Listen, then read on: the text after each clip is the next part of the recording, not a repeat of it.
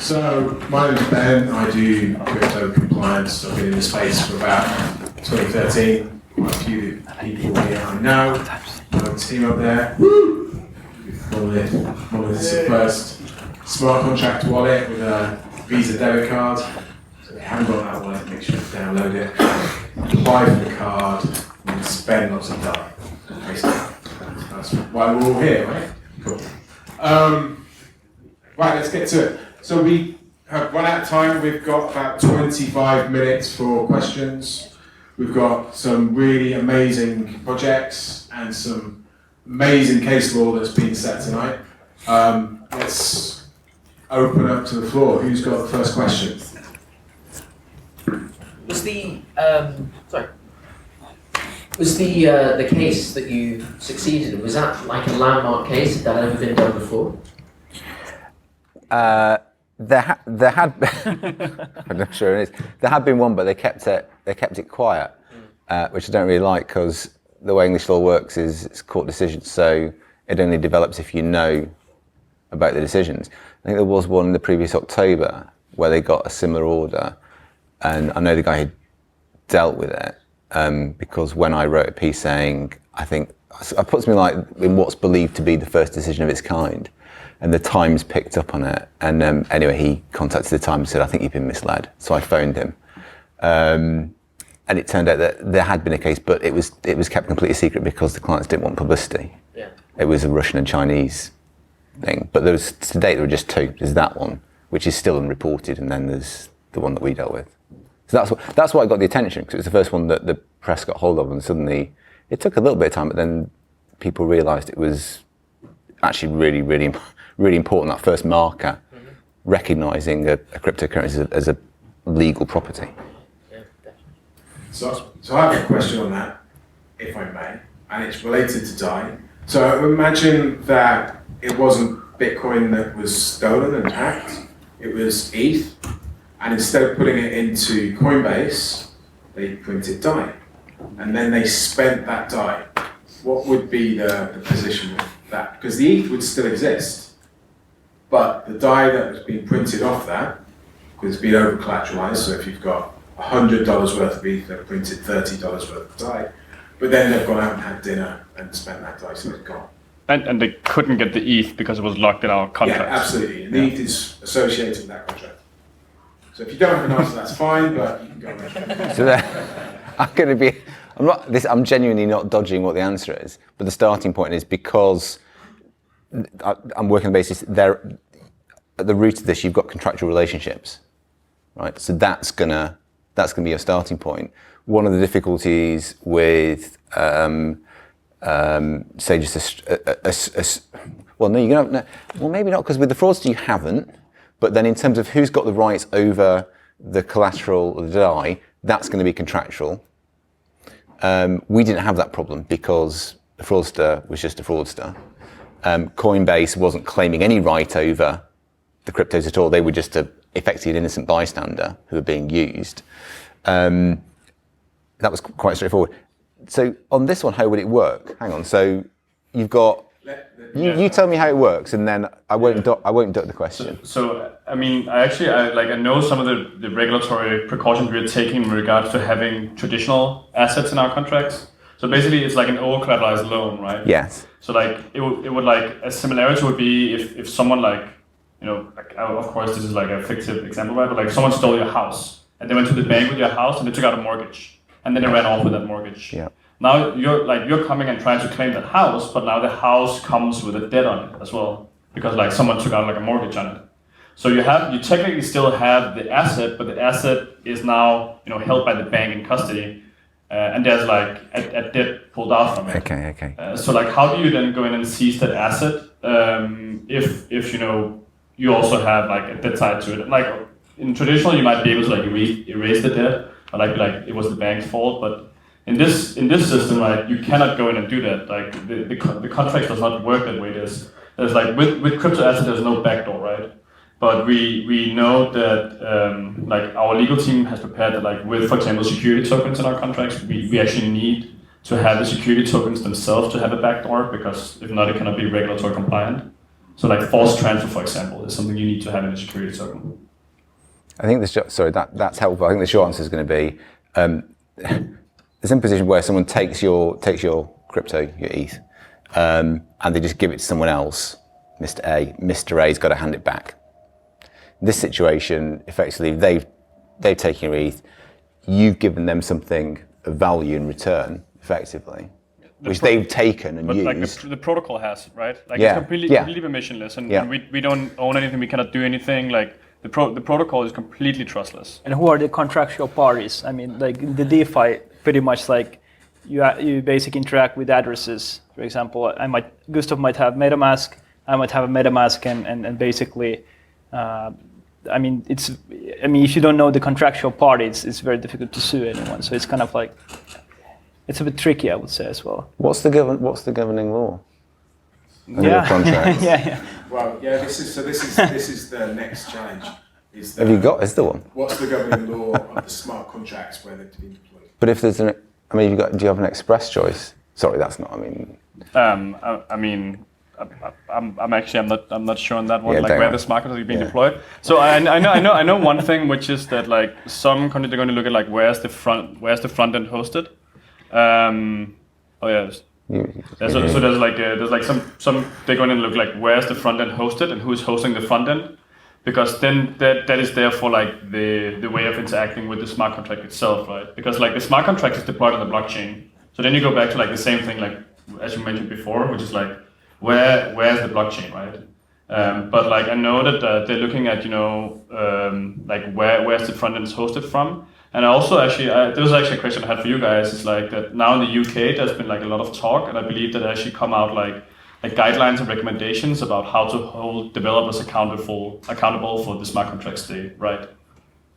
The smart contract publication or the smart contract development.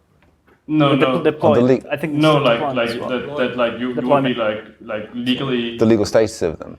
No, so for example, let's say that I deploy. I think now we're probably changing subject actually if we go into this one, but let's say that I deploy a smart contract, right? I've written a smart contract, I deploy it, and then all of a sudden Stani goes in. Like let's say it's for decentralized exchange, right? Now Stani goes in and starts trading security tokens on it. Now, like who's responsible for that unlicensed security token trading?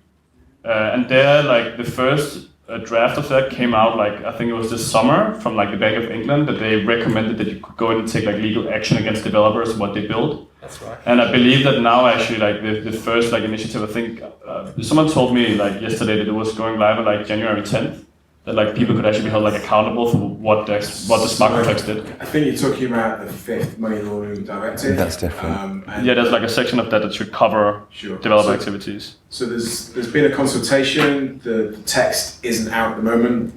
It's supposed to come into force on the 10th, but the Treasury haven't published any text, so it's probably not the best thing to talk about on the 8th. Oh, okay. Like my understanding from the guy I talked with yesterday was that like the text was out and that like it specifically mentioned, he had some quotes from it, but maybe not. Has anybody got any questions? Do you want one down here? Yeah, quick one. So if you have a DeFi application, and if this application takes 1%, let's say you deposit Ether, takes 1%, you change that DAI back into Ether, it takes 1%. What if it's decentralized and you have a governance token, and all the people that own that governance token get, let's say, half of that 1%? Then is that a security, an unlicensed security, and how do you go around that? Well, it's jurisdiction by jurisdiction. I mean, that's the truth. That's very difficult. I mean, the whole legal. I mean, are we talking UK only, or like is it like, because DeFi is global, if kind of. Well, I would say it's pretty difficult question, because like I think, as you said in the beginning, I mean, everything is still very gray, and to make things actually not gray. I'm not a lawyer, but I'm almost a lawyer, so I'm still almost graduated lawyer. So yeah, it's funny because it's true. So the thing is that once we have these court decisions, and when we have multiple then, and we have the kind of like case law, then it kind of settles down. It's very difficult to look at what SEC says and interprets, and basically that's how it is, or basically there needs to be more cases and cases and cases, and everybody is afraid because we are operating in a gray area, and it's difficult. But I'm really interested in the fact that there's DeFi projects. So kind of in DeFi we are a bit of cowboys in one sense, because we're trying to push the limits. But if we will not be pushing these limits and trying to actually create decentralized governance and trying to give everything to the community and build these products, pretty much nothing will happen. So projects like Aave and Maker and a bunch of other out there who are building open source technology and have the governance model are actually pretty much testing the waters, and I mean, we'll see how it goes. I just very quickly on that, the point about the technology being international and it's where it's kind of located its applications, from the early day, well, and the nature of the product is it's not being clear whether it's a security, whether it's simply I call it an exchange token. Over here, the regulatory body has three categories. It's either an exchange token, just as straightforward like Bitcoin. It's a security token. It's something which gives you an interest to write an underlying asset, or it's a service token. It gives you a right to claim some sort of service through the application site, whatever it might be. There's very little guidance as to how they're not going to tell you in advance whether it is or isn't any one of those three. That's the position here. The SEC will be different. In other jurisdictions, it's all completely illegal, criminal. And the trouble is, with a lot of this, and it's a really big issue for sort of developers in this financial arena, if you're doing anything that, some of the regulations are extraterritorial. The US loves extraterritorial regulation. In other words, it doesn't matter that you're not doing it in the United States, but if it has any impact or touches on the US, they can come after you. And the DOJ love doing that. The SEC can do that. The UK has some extraterritorial laws that impact in this area. And some people have come a cropper by creating a product which turns out it's treated as a security, and you suddenly find yourself, or you've committed federal offences, the DOJ's after you. You may never have set foot in the US, but you created something which is effectively marketed over there or used by people over there, and the US treats it as operating within the US jurisdiction. It's a very difficult area. There's not enough guidance, and I mean, helpfully, about 11, I think, of the international regulators they've combined together, and I think they're trying to get more of them to try and develop international protocols, so that you don't have this ridiculous patchwork of national regulation, civil, criminal problems, because it's just a commercial problem for you guys. I mean, for you guys, it just adds to your costs and everything to have to do it. Yeah. We spend a lot of money on legal fees. A lot of money on legal fees.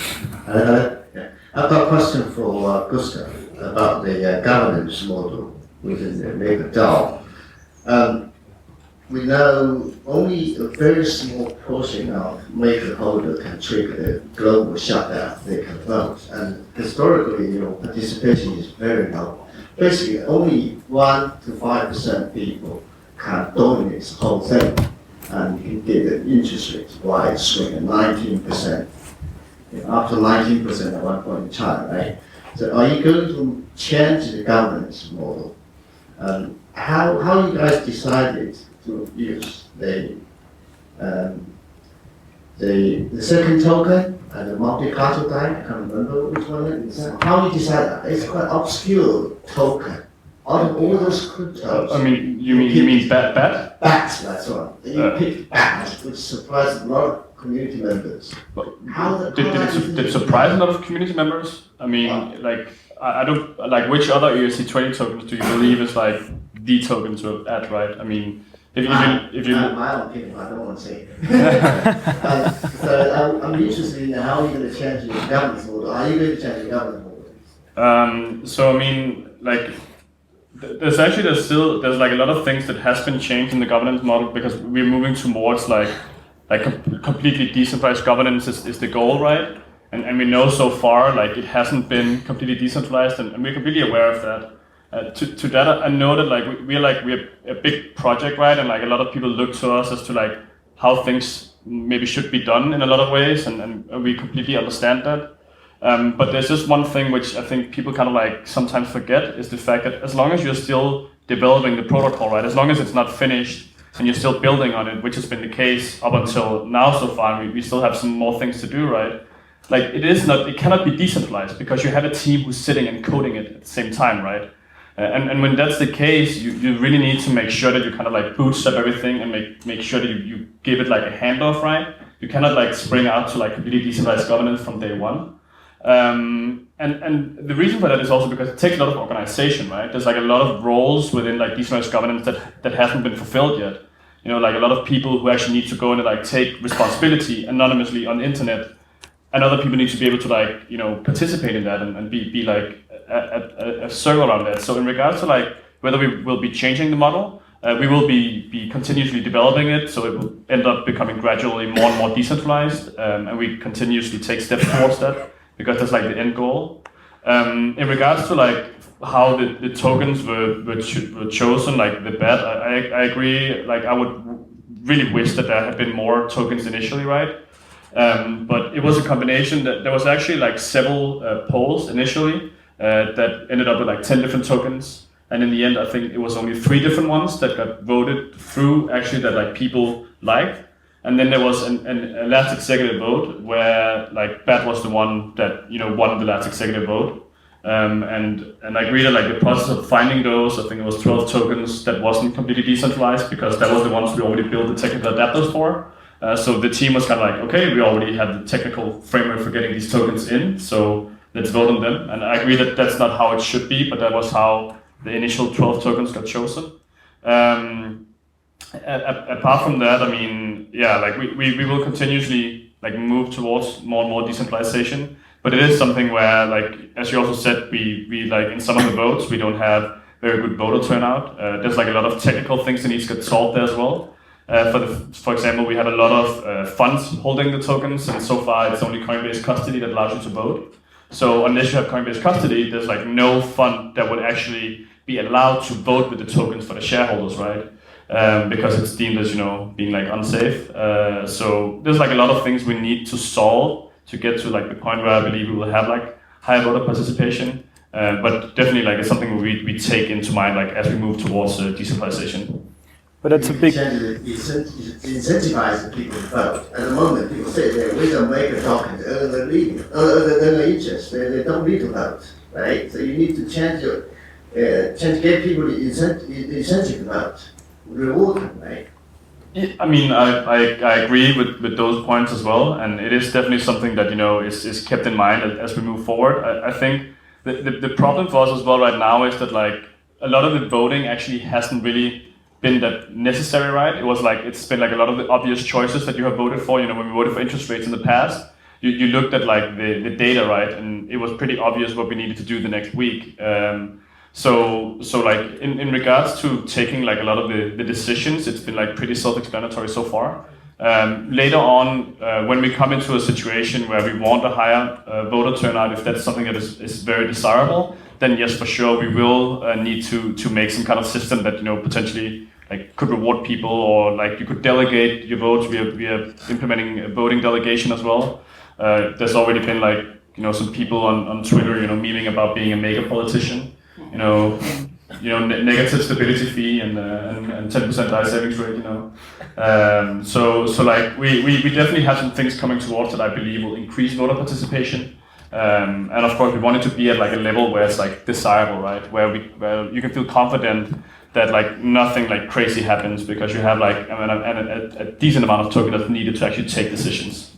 But isn't it so that if there is like a serious vote, let's say, I mean, something really, really serious, there would basically be a bigger turnout. I mean, like, are we somehow like confusing also like a bit of some parts of the democracy in the sense that, let's say if we have a shareholders meeting and pretty much if the company is doing well, everything goes by the plan, I mean, probably not everyone will exercise the votes.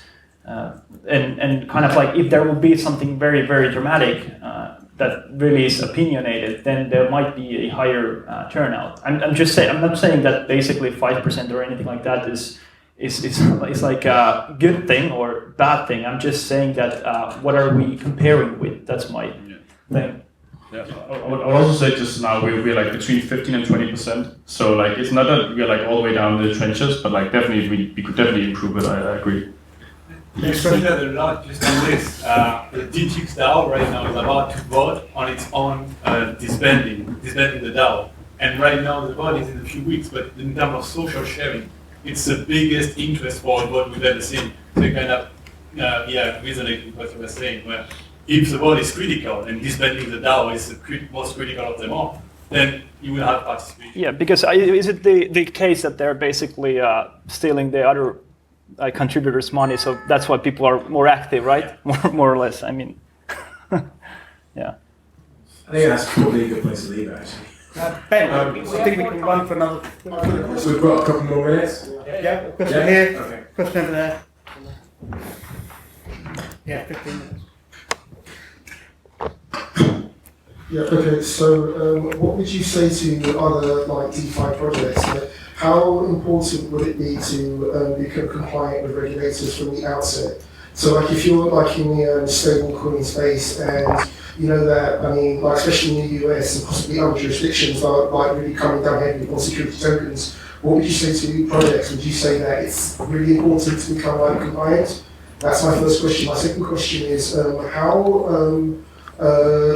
a developer creates a smart contract. I mean, what responsibility does he have over that contract once it's out there and like it's completely centralized? Those are my questions. Okay, so I'll just take like a quick note on the first one. Like I think, like I agree. Of course, you should always try to be regulatory compliant. However, there is a lot of places where there's like simply no clarity, and like I think like a lot of people from like the traditional financial sector, they're like, well, why don't you like communicate with regulators? Like, why don't you like just like talk to like the top law firms? Like, regulators don't want to talk to you if you're like a DeFi startup. You know, like they don't give a shit. You know, who the fuck are you? Like, you don't do anything, right? Like even for like a long time, we have had problems on getting in touch with regulators, right? So like it can sometimes be very difficult to become regulatory compliant if you don't have like a big market cap or like a way to get into touch with regulators. So like the approach that we have taken in a lot of jurisdictions is that we have gone to like which is like the most reputable law firm that can do anything with crypto. We go to them, we get a legal opinion. Are you saying that like for a while you can just fly underneath the radar? No, it's more like what we have done. For example, we have consulted with like a law firm, right? So we don't go to like the regulator, but we go to like a law firm. But of course, like getting a legal opinion is not the same as your like fail-safe, right? But it is like an active approach you can take towards having something to show a regulator if they come and knock at your door one point. And you can be like, oh well, we actually consulted this like reputable law firm from a jurisdiction, and they told us this, and that. So that would be like a way to try to be like as regulatory compliant as you can be. But if you deal with something which probably isn't covered by traditional regulation, it can be very hard to make sure that you are regulatory compliant, right? Because it probably needs like an active stance from the regulator before you can be it. So like that's like an approach that we have taken, and like some places it's respected more than others, right? So like some places they're okay with legal opinions, some places they don't think they're valued that highly, but that's like an approach that we have taken that I know other projects also have followed. And the second one was like, so developers that like work on a smart contract, and when it's out there, you say they can still be like responsible for whatever could happen. Like, what's that about? If you could explain that more. Well, I will let Gustav to explain that latter one. But one thing it's important. Well, actually interesting about the first question is like, it's kind of like thinking of what you want to do. So if you go outside, do you want to obey the law? Like that's the first question. Do you want to go outside and obey the law? Or do you want to go outside and protest the law because you find it somewhat not suitable? For example, if you think about, for example, Hong Kong and that kind of situation, because one of the things with smart contracts is that you can actually change systems. It provides you new tools and basically new models. But I'm not saying that we should go out and break things, and I'm not saying that at all. Yes, you know, yes. did you guys get a note on this? Right? But what I'm saying is what is the aim? Is the aim to introduce blockchain technology to change things that are now in our system and kind of try to be a pioneer, or is it basically to improve some systems and then you kind of need to follow the law? But that's just my two satoshis or way. Oh, should go on just very quickly. It depends on the regulator. Some countries see this industry as a massive growth industry. They see it as a way of getting more tax dollars, of increasing the economy, of paying for schools and hospitals, as a growth industry. I think that's quite a smart way of looking at it. They want to encourage developers to be there. There's a spectrum. You know, I mentioned Liechtenstein earlier. They're trying to give a very clear framework, so you know exactly where you stand. Developers can feel safe, investors can feel safe. It's all very clear. Over here, the FCA's tried it. They've got a sandbox for developers to try and hold their hands, help them make sure things work, to try and give some guidance. Some are under-resourced, some are better resourced, some are more engaged. I think the FCA over here initially was just like saying, oh, come on, we've got enough to deal with the banks, and no, you want us to deal with fintech and startups and DeFi. I mean, it's like we haven't got enough people, we haven't got enough money, forget it, someone else can deal with it. So you get this kind of, this turf warfare about who's going to have to deal with it as well. On the contract one, I mean, good luck answering that question. That really is the brave new world of legal meets tech. Whole raft of questions, and literally, and it's the boring answer, it's just case by case. It's absolutely fact specific, which court you end up in, what potential, geographical, legal connecting facts, all that kind of stuff. And literally at one spectrum, it'll be you've got no liability, and at the other end, you'll find yourself in prison. Seriously, that's literally the kind of Wild West world that's out there of legal uncertainty in terms of the smart contract and responsibility. You set this thing up and you set it running and people opt into it. What responsibility have you got for? You're not participating, you just created it. And some places are going to have the answer, you haven't got any. People don't have to use it. If they do, fine, they know the terms. Other places are probably going to say, no, you set it up and it was a bad thing, you didn't tell people property, you go to jail.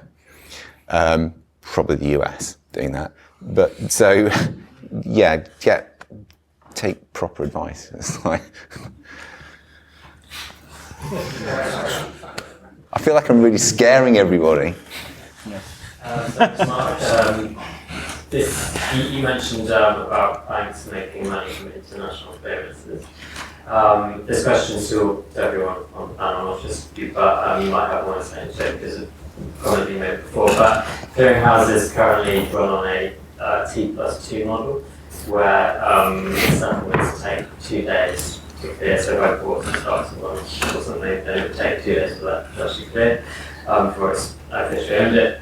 A lot of businesses make a lot of money from this 2+2 gap. So hedge funds, for example, or some businesses will lend money to each other and then give it back before that's actually clear. So they're taking advantage of this +2 non-instant settlement model that currently exists. And blockchain, one of the biggest use cases that people are seeing, as I'm sure you know, is instant settlements in clearinghouses. And when I asked someone this question before, how will banks adapt to instant settlements? He said his perspective is that this instant settlement will be like a premium feature, but a lot of banks will still use the T+2 model as existing clearinghouses. Do you agree with that? Do you think banks will be phased out? Hedge funds, other businesses that make a lot of money from the current model that will be incentivized to see this instant settlements not happening? Do you think they'll be phased out and they'll fight against it? Or will the landscape still like this 5 years time? Do you guys want to go first, or go on, you go? Yeah, so I don't think banks will be phased out. No, there's probably some people who disagree with me. But like the way that I really see this is that like some of the things that blockchain does, it does much better than banks, right? And some of the things that like the banks do, like they do that better than the blockchain, right? I mean, there's just some things that you would want a centralized entity to like take care of. we have done a lot of like testing and pilots around how does different like lending models work with traditional assets. And for example, one of the things that we found out is that like, for example, like the housing market is like, it's very, very difficult to compete with how the mortgage market works right now. I mean, it's actually almost impossible if you want to be profitable. And like the banks are losing money on that, for example. So if you have something that is so efficient that the banks are losing money on it, like is that something that you want to go and compete with? Probably not, right? I mean, they can probably do that themselves. However, there's like some things that like that we can really do like a lot better, like cross-border settlements. Is for example like something that often gets like mentioned as like a very strong use case for blockchain, right? So the way that I really see it is just like over time the financial system will adopt different parts of the blockchain technology and different parts of the space. And like the way that we position ourselves as Maker is also something that has put gotten us a little bit unpopular sometimes with the like very hardcore like crypto community, is the fact that I mean, if a bank would want to use parts of the Maker system to do some kind of like activity, that we would like the community would vote in as like an activity they could do with the Maker protocol. I mean, sure, like do that, right? I mean, we want to bring efficiency to the financial industry, and that's something that I really believe that decentralized finance can do. Like for example, one of the prime groups for this is that there's this like thing about like the underserved, right? Like the unbanked, and like the reason why these people are not served yet is because it's not profitable for the banks, right? I mean, there's like a lot of people living in rural communities where you would need like a local filiale, you will need like a department, you will need like people, and it just doesn't turn like a net profit, right? So you just don't want to serve them. Well, like we can serve them with like the download of an app. But if we could combine that, for example, like a local bank, and we could do that with the local bank in combination, and we could help those people, I mean, sure, I would be 100% down for that. So like, I think that there's like a lot of activities that, will be intertwined in the future, and I hope that the financial institutions will start adopting some of the things that we are building now and start using that to actually provide these services to people around the world, right? In regards to specifically what you mentioned with like the T+2, like the delayed settlement, I mean, it's probably like an activity where if it sounds like, I'm not 100% familiar with that, but like if there's like several people around it making money and they're like kind of like satisfied and there's no losers in it, I don't see like a reason why they would move away from that. It's really only if there's like clear winners and like clear losers, right? Then you want to move away from it. But if it's kind of like a little bit more or less the same, or that there's like mostly people are happy with it, then I don't think it's something that they will move away from. It's mostly where they can really gain like a lot of efficiency, because if not, then they're like afraid that they will lose the business, right? Can I just make one quick point? Is I don't think the primary threat is the technology, like the blockchain technology. Just distinguish quickly between, call it traditional big banks, fintech, like these guys, and big tech, like Facebook, Google. The key feature and why Libra's not blockchain, I know they say it's going to be, if it ever got going, they say in 5 years' time they make it blockchain. The real market advantage and threat that scares the banks is the network size. It's the fact that it could be adopted by billions of people very quickly. It doesn't need to be on a blockchain, it's just any system that can clear like that and at zero or next to no cost.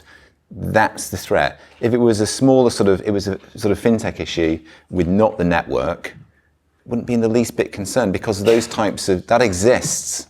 That technology exists already, it just doesn't have the capability, it's just not going to be adopted on the same scale. The real worry is not the fintech side of things, who are nimble and can do stuff that big banks that are burdened with software from the 1970s can't do. It's not effective for them to do it and they shouldn't be in that market. Fine. The worry for banks, and no big tech firm has yet done it because of banking regs in the States and stuff like that and problems for them, but when it happens, that will be a real watershed, because it's the network, the data networks that they've got access to that will create real problems when they're adopted on a mass scale across Africa, South America, Southeast Asia. And at that point, if you get one currency that's adopted, it doesn't matter whether it's on a true blockchain or not, it's the size of the network and how it's adopted. That's the killer. That's the real threat. I would just... So just one point I quickly add to is that the T+2 issue is an issue, and it's not going to get resolved really quickly and easily, and it's not going to get resolved quickly and easily because it's useful for financial institutions and law enforcement agencies to be able to step into the middle. Yep. And having that time allows them to step into the middle. But the banks are actually being penalised at this moment in time because they have to hold those assets on their balance sheet for 2 days, which means they have to capitalise those asset sheets. And as Basel has come in and raised the capital requirement rules, they're looking at billions of dollars of lazy capital sat on their balance sheets. So the banks actually want to come down to T plus 0, but the law enforcement agencies are saying, well, if you do so, we can't get in the middle, we can't freeze assets, and it's a big debate. I don't know where it's going to end up, but it's going to be fun taking part. We got one more question. Hi guys.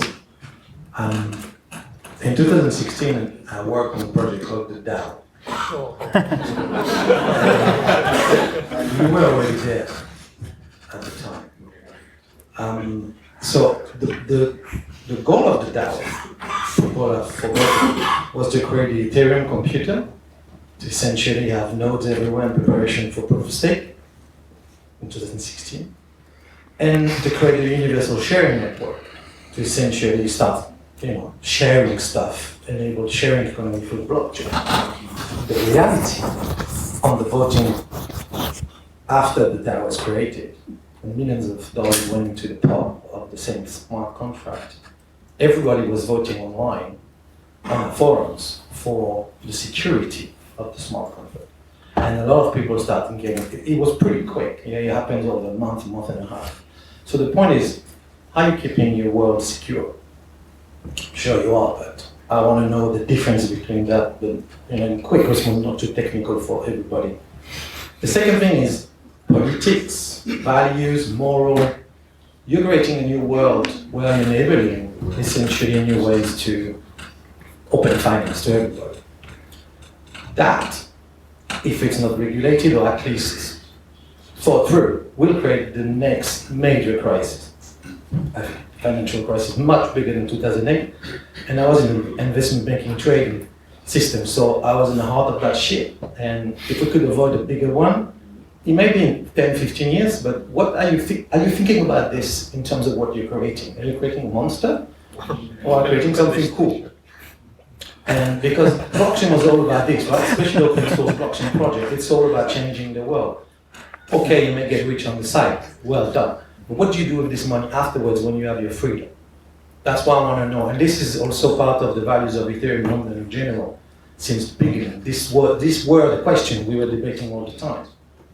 And the other thing is, I want to have your views about, at the moment we're mirroring the banking system, or we're trying to do something new on the side. But what about climate change, local currencies, circular economy? Don't you think that this kind of stuff actually could be the thing we haven't looked at? So the Africa and the rest of it. Ethics of blockchain, yeah? Huh? So the ethics of blockchain. Yes, well, there is 2 questions there, but I would like also to have you, Anne, right? You, Anne? Anna. Anna, sorry. To have your view, because we haven't heard anything from you. Thank you very much. That was pretty dope. Yeah. Do you want to start? Choose your topic. Which one? The ethics of blockchain. I'll tell you, I'll give you my 2 pence quickly on the one, the big issue you mentioned, because I don't think you're right. I don't think that what's going on here is the next financial crisis. Because the volumes involved at the moment, they're tiny. Yeah. I mean, in world terms, they're absolutely tiny. My prediction, I said it before, I mean, last time around 2008, it was bad behaviour. Deliberate bad behaviour. It might have been illegal, it might have been legal. That's what I've spent the last 10 years doing a lot of litigation over. What do I think it's going to be next time round? There was a piece in the FT about 3 years ago that said complexity, technical complexity in legal markets has now outstripped our ability, human ability to manage it. And I asked an expert about, somebody who works in the industry about 18 months ago. And he said, oh, well, they wrote that then, did they? I said, oh, I'm pretty sure that was the case about 6 years ago, right? I think the world's hit the tipping point. More than 50% of equities now are traded algorithmically, right? You've got increasing use of AI in financial markets. You want to know where I think the next big mistake comes from? I think that's the area. It's the interaction between all these trading platforms. I mean, regulators don't understand the ETFs properly, how they work, what the macro effects are when one topples over and they all hit off each other and you get micro crash. We've had the odd micro crash. At some point, all these platforms, they all spin off each other rapidly in microseconds, nanoseconds now actually. And that's where no one's got a real sense on that. So I think that's where it goes wrong. It's over-engineering the complexity was simply beyond the ability of us to understand it. It happened last time with credit derivatives, CDOs, synthetic CDOs, quants putting all this stuff together. I've been caught with this stuff. Even to this day, you had experts spent 3 years looking at it. They still couldn't tell you what the product did. And you're having, you can get platforms, AI self-programming, writing its own trading strategies. Exactly. Anyway, I mean, that's a whole, that was supposed to be a short point. I mean, that's, so I don't think the short point is, this is not going to, my view is cryptos and that, they're not going to cause, they're not a threat to the financial system at the moment. It's not the problem. Not at the moment, yeah. Okay, thank you. Yes, okay, so maybe I'll go in about security, because I think that's like a pretty interesting topic, right? I do think that back when the DAO was created, there was certainly I think a little bit more blue-eyed recklessness about how to approach security than we do today.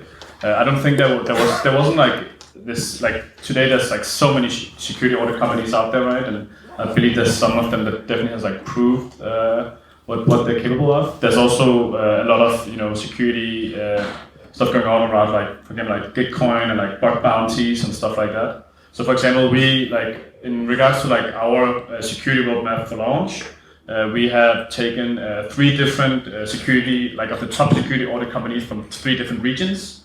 We have the top Chinese, the top American, and the top European. We also have the top experts in formal verification.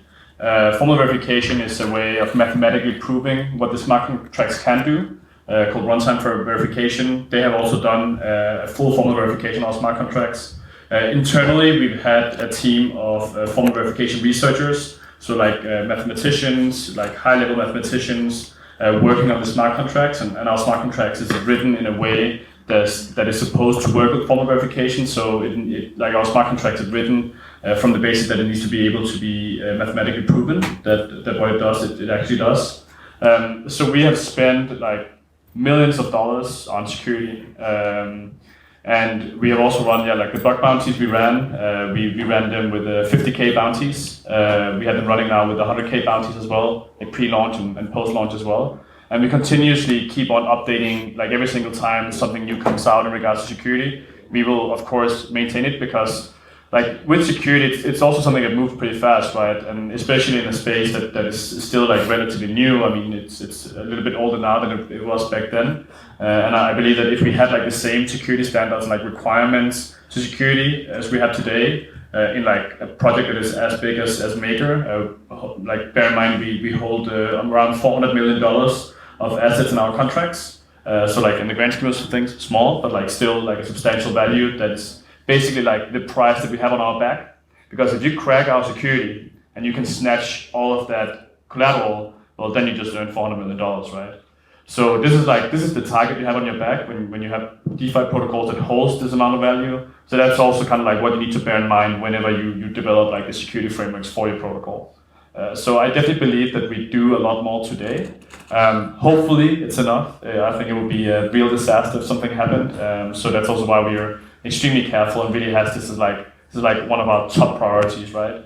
But in the end, no one really knows, and especially with decentralized finance where you have protocols that hold so much value. I truly believe that within the next year or two we will see one of the protocols get hit somehow. I really hope that it's not us. I don't hope it's Aave either. I don't want to say who I hope it is, but it's something that if you you need to expect it to happen, right? And you need to expect people to want to try these things. And it can really be the scary thought is that someone can find a bug that is an edge case that is only used this specific scenario that is also an edge case, and he's sitting on this bug and just waiting until this specific scenario actually happens, and then he snatches everything. This is the real fear, right? This is something you need to be aware of. This can happen, right? It will happen when you're on the plane. Yeah. So like for example, some of the things we have like some delays in the smart contracts. So you know that actually like it's like a time period where like people would need to wait for things to happen. We are having DAO teams that will get implemented like all over the world in every single time zone. So we would always have people like looking at the system and like there's like a lot of precautions you can take. But you know if they find a critical bug that you know is some kind of like edge case and they snatch everything, you know, then it's over, right? So you really need to be careful. And that was the DAO. It didn't happen instantly. It happened over like I think it was like 40 days or something. Where there was like a delay where people was looking at the money. But yeah, so it's definitely like a big priority. Well, I will not say anything before Anna says something. So I want to hear your opinion as well. Okay. I also agree. I think there will be some micro crashes coming up from all kinds of areas, but I don't think this is the area that will cause the next financial crisis. I think people are very aware of what can happen, and as you can hear, people are trying to kind of take steps to prevent it. So yeah, I agree. Let's talk about the US repo market then. Yeah. Let's not. Quickly, could add. I think we should not be too scared about this hacking thing because we will get hacked. As Gustav said, it's either Maker or Aave, and end of the day, someone will get hacked. But what could be interesting is to build different kinds of insurance scenarios and how we basically treat the aftermath, right? Because in the DAO, the aftermath was a very important part. So I think where there's now the lending, the derivatives DeFi, there's a lot of space in the insurance. And of course, like it's not easy to cover dollar to dollar, but people putting money into finance, they're taking some upsides and there are downsides. But my just point is that there will be hacks, for sure, because I mean the traditional finance has its gaps, and the DeFi will have. I mean it's just one hack and the money is gone. I mean we just need to find ways to kind of compensate and build more insurance. So I think that's the place that we're going to leave it. There is chatter that people are going for drinks if people want to go for that. Yeah, let's go to Definitely means the pub. That's the usual pub. Is it the Queen's Arms. Yes. Get in. It's a good pub. Thank you very much, everybody. Thank you.